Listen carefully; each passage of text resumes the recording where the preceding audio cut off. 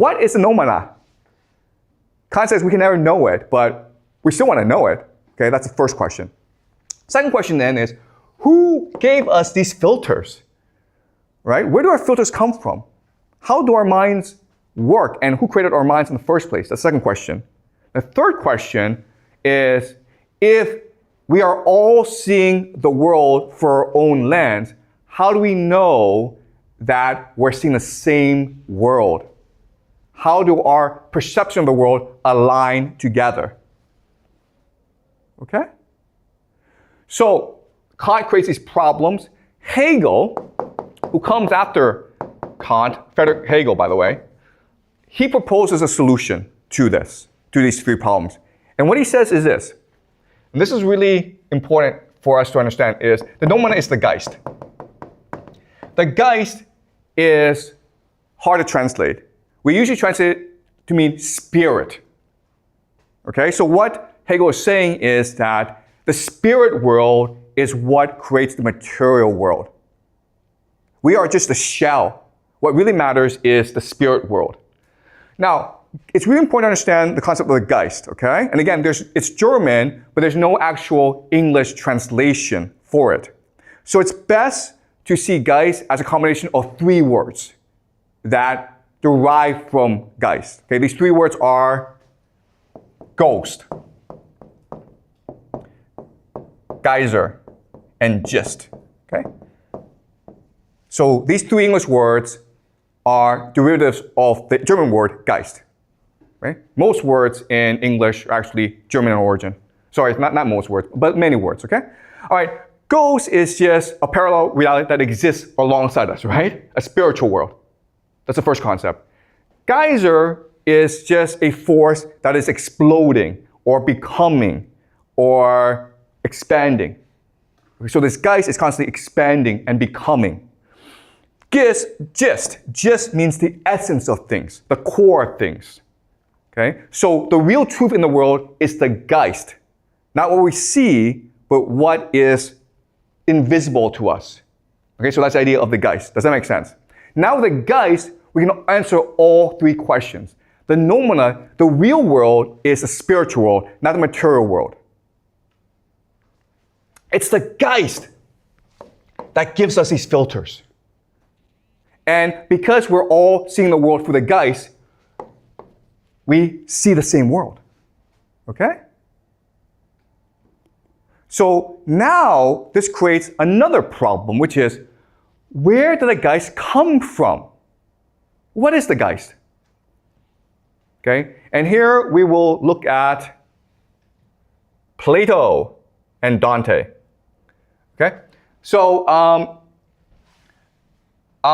again, this is a really deep theory, and we'll go more deeply into this as the semester moves. But I just first want to introduce the idea to you right now, okay? So this comes from Plato and a religion called Gnosticism. Okay? The Gnostics. Gnostic just means knowledge. Okay. So in the beginning, the Big Bang, the force is the monad, or the one. Okay, there are different names for this thing, or nous. Just think of this as a supreme God. Okay, the Big Bang, the force, like the sun almost. Okay, the spiritual sun of the universe. The nous works by breathing. When he breathes, he vibrates his divine power. And through this, he creates new beings called dyads. Dyads are just pairs of forces. Okay? And these dyads then create different realities. All right? So different realities are being created through this interaction. And eventually, you reach Earth. Okay? So in other words, what Plato and the Gnostics are telling us is that the Geist is a multi-layer, multi-dimensional world that we access all the time. Okay? Does that make sense? And the earth, what we see, it is just the most outer shell in this universe.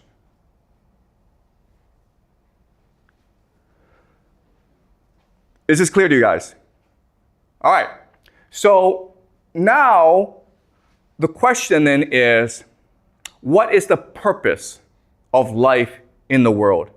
And what Plato says is that the purpose of life in this world is to return to the monad.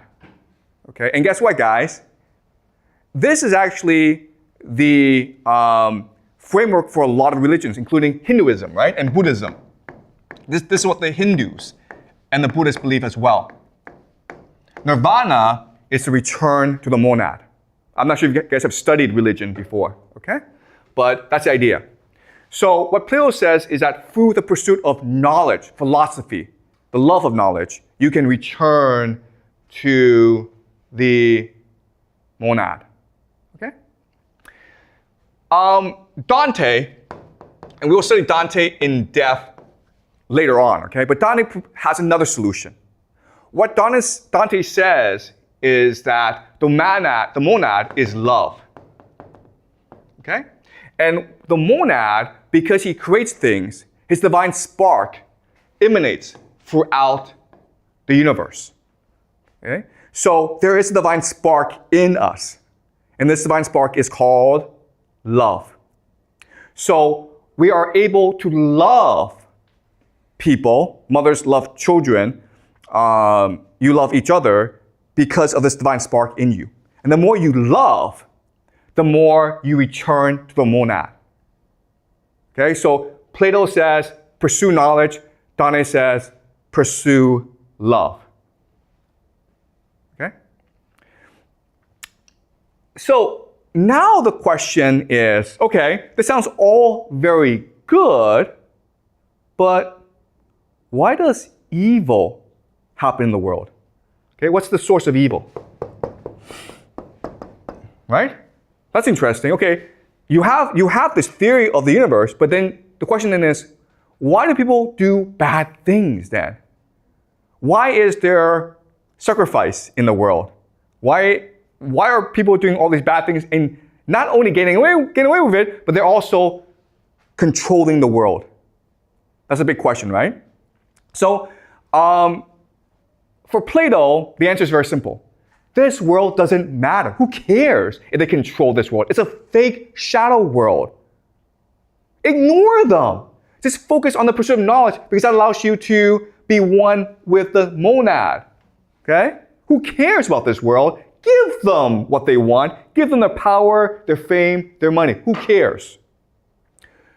Dante's answer is actually very interesting, okay? That's Plato's answer. It doesn't matter. This world doesn't matter. Who cares what happens in this world? It's a prison anyway. Dante actually proposed something different. He says this. If the monad is love, love is trust. So the monad loves us, and as a result, the monad gives us free will. Now, free will can lead to bad things, for example, this world, but he has no choice in the matter. Because for him to interfere means to take away our free will. And free will is his greatest gift to us. Okay? But now and then, what he will do is he will send messengers to our world to remind us that there is a divine spark in us. And we can activate it and achieve a greater consciousness. And these messengers are Plato, Dante, right? Jesus. Right? Does it make sense? So now and then the monad will send through the Geist, okay? The monad will implant ideas in these people who will then tell us the truth. But it's our choice whether or not to believe it because the monad has given us free will. All right, so for Plato, what's important is the pursuit of knowledge. For Dante, what matters is the pursuit of love. To love each other unconditionally. Okay?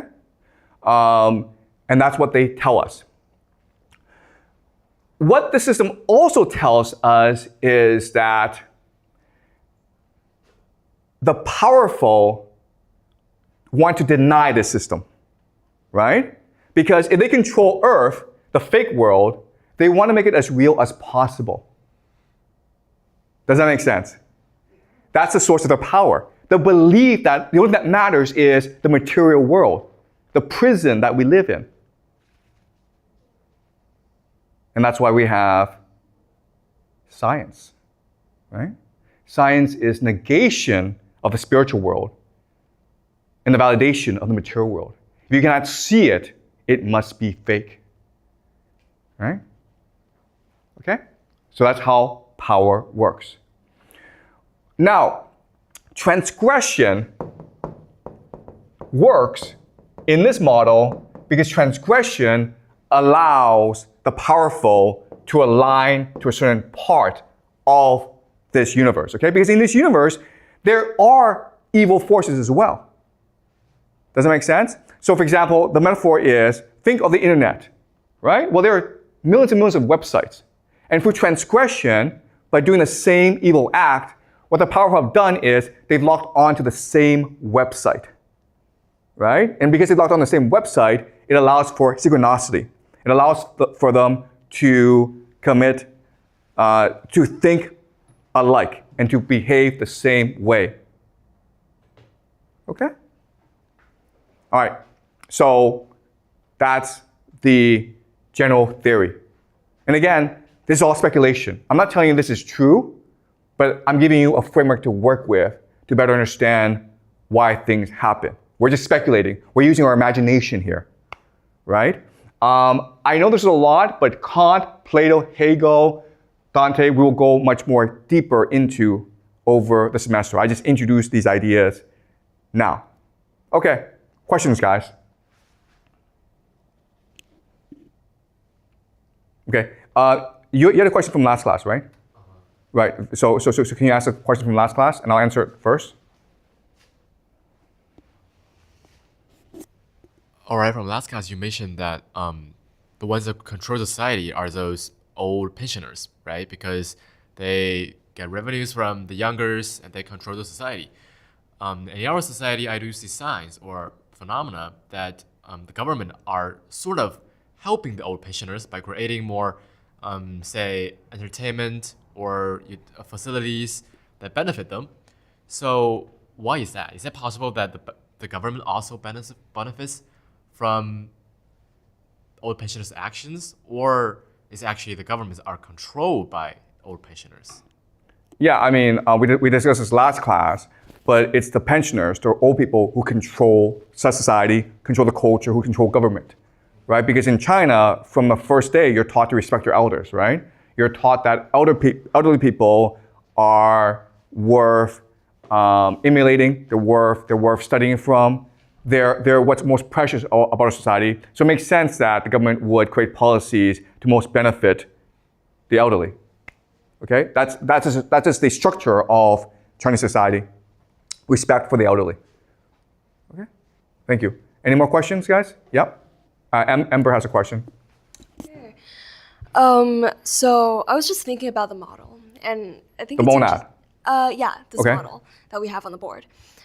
So, like you said, the existence of evil is, if you don't mind repeating yourself. Oh, yeah, so what is evil? Yeah. Okay, in this system. Mm-hmm. Okay, so in this system, what is evil is the denial of the system. Okay? So, because the monad is the truth, it's love, right? So the closer you move to the monad, that's what's good. The further you move away from the monad, that's what's evil, right? So at the very end of this model is Earth. So the more you embrace the material world, the more you deny the spiritual world, that's what's evil in this model. Okay. So for Plato, what's good is the pursuit of knowledge. And what's evil is the pursuit, the denial of knowledge, which includes, by the way, art, right? Movies. Because movies are just a shadow of the shadow world. If the world we live in is fake, and movies, all they do is depict this fake world, then it makes things worse. Mm-hmm. Okay? And Dante, whatever allows for more love is good. What allows for less love is bad. Okay. Okay? So just to add on to that, so what if, like we mentioned earlier, sacrifice can be considered as a way to unite people. It creates cohesion. Yeah. And with And cohesion, it unlocks divine energy because you're accessing a part of this model. okay. Yeah. Does that make sense? Yeah. Right? So- and that's why, as you're doing this sacrifice, they are worshiping a certain God. Right? So sacrifice is part of their religion. It's not done independently. They have a religious framework for the sacrifice, and that's why they do it. Right? They don't do sacrifice for the personal sacrifice. They do sacrifice as a consummation of their religion, because that's what their religion demands of them. Right? And because so they're worshiping a God, they're sacrificing these people to send to this God. Okay. Right? So they're accessing a part of this model, which is a lower part, okay? And there are evil beings in this model as well, right? But they go lower. So by being evil or like doing the bad deeds, we get, as long as it creates love in Dante's theory, it gets us ultimately closer to the Monad, yes. But the evil now that we perceive is constructed by our current society. So Yeah, so what Dante is saying about our current society is that our society is first and foremost anti-love. It does not allow for people to love each other. So for example, school, right? So without school, your parents would just care about your happiness. But because of school, parents care about your grades and whether or not you get into a elite American college and whether or not you get a good job. And so the parents deny your free will. They deny your agency. And as a result, you don't feel loved. Okay? So that's what Dante would argue. Our society is anti-love because the society is constructed in a way that does not allow for normal human relationships to flourish. Right? In a normal relationship, your parents would just let you do whatever you want. I would think, you know? But because they're like, no. If I let you do whatever you want, you will not do well in school, and you won't be able to get a job, and then you become, I don't know, unemployed and a drug addict. Who knows, okay? Right? That's how they think. Does that make sense? yeah. So the denial of free will is anti-love, and therefore it's evil, and it limits you from getting closer to monad. That's right. Okay, great. Exactly. Thank you. Yep. Just like what Amber mentions that this world is anti-love, but what is the purpose of like not letting us get closer to the monad?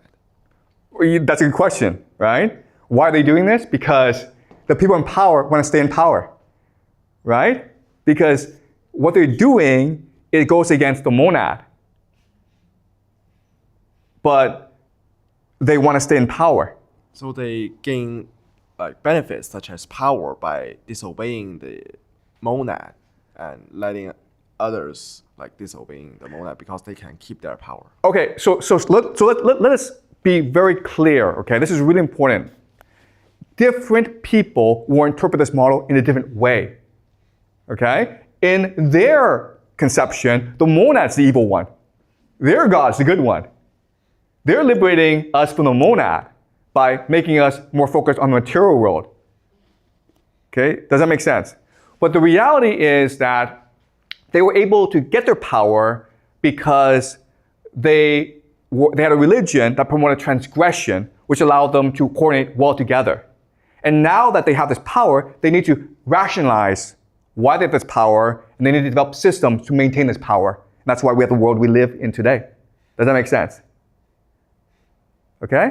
Does that make sense? They're powerful, they want to maintain the power, so they will think of new ideas that allow them to keep this power, even if it means denying the truth, okay?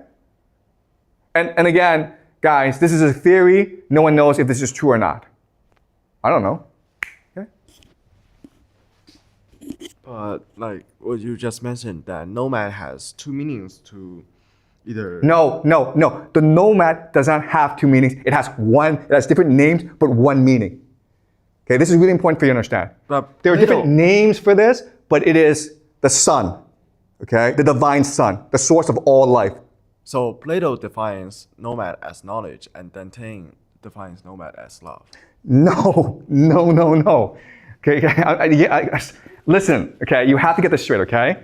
This is everything, okay? Love, knowledge, everything, okay? The question that Plato and Dante are debating is, how do you return to the monad? Okay, so for Plato, it's the pursuit of knowledge that allows you to get closer to the monad. For Dante, it's the pursuit of love.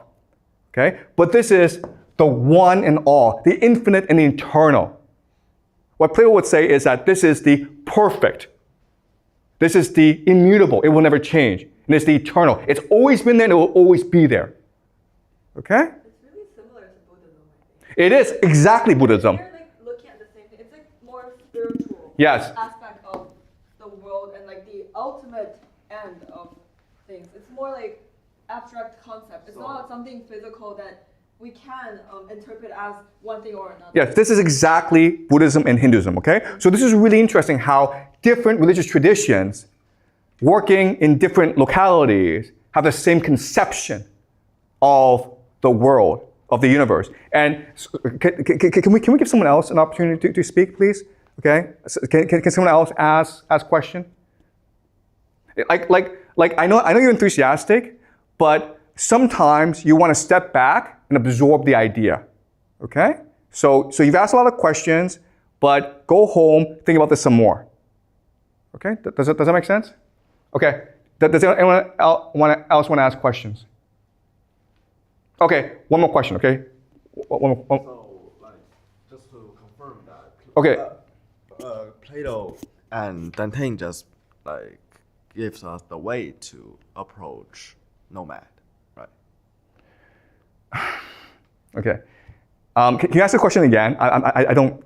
Like, I want to confirm that Plato or Dante, because Plato said that to learn knowledge, and Dante said to pursue love. So they gives the way to let us approach monad, right? So the monad in the conception of everything is the same, okay? It is a source of everything. Plato and Dante are proposing different ways to become closer to the monad, right? For Plato, it's like spend your entire life learning mathematics, specifically geometry, because he thinks that geometry is really the language of the universe, the secret language of the universe. Dante says, that's too hard, guys. That's not intuitive. Like for Plato's an elitist, right? Plato is like, only if you come to my school and you learn geometry, sacred geometry, will you access heaven. Dante's like, that makes no sense. The monad would not create a system which only the elite, the chosen, could access him. The monad, if he truly loves everyone, will give everyone the capacity to reach him. And that capacity that is accessible to everyone is love, right? Doesn't matter who you are, you can all love. But quite honestly, there are not that many people in the world who can do calculus, right? Right? So Plato's like, you have to do calculus. Plato's like, and Dante's like, that's just ridiculous. That's the most ridiculous thing in the world. Okay? Does that make sense now? Okay. Any more questions, guys? Like, why is that like a lot of other like religions and, you know, Plato or like Dante, they came to the same realization of monad? Like, why is that? Like, it's from different places in the world, different regions, but like, why do they all have kind of the same thing about wisdom or like knowledge in general? Yeah, so that's a really good question. And the answer is the Geist, right? The answer is, where do our thoughts come from? And where do our thoughts go? Do you really think that it's our brain that produces thoughts? Why is it that with the same brain, right? Same neurological structure, but we have different ideas? And why is it that I have so many ideas and others have limited ideas? Well, like biologically, we cannot explain it, okay? We've never explained it. So if you study neuroscience, one thing that they will never ever ask is, where do our thoughts come from? Which is weird because that should be the most basic question, right? That's the first question you ask, but they never ask that. Why? Because they cannot answer it. And the answer, the possibility is the Geist exists, and our ideas come from the Geist. And when we think of ideas, it goes back into the Geist, right? It's a ghost. It is with us and it is not with us. There's just like a big system out there that everything comes from there, so all of the things will go back there eventually. Exactly. And that's why, and that's how we can explain why all these different religions have the same conception of the universe. Because they're getting this conception through inspiration, right? Through communication with the Geist. Right? Does that make sense? Okay? I think that makes a lot more sense than, oh, the synapses in our brains, you know? They fire together and they hit and like, ooh, we have an idea. I don't know. Okay. Okay, all right, so great. We will continue this next class.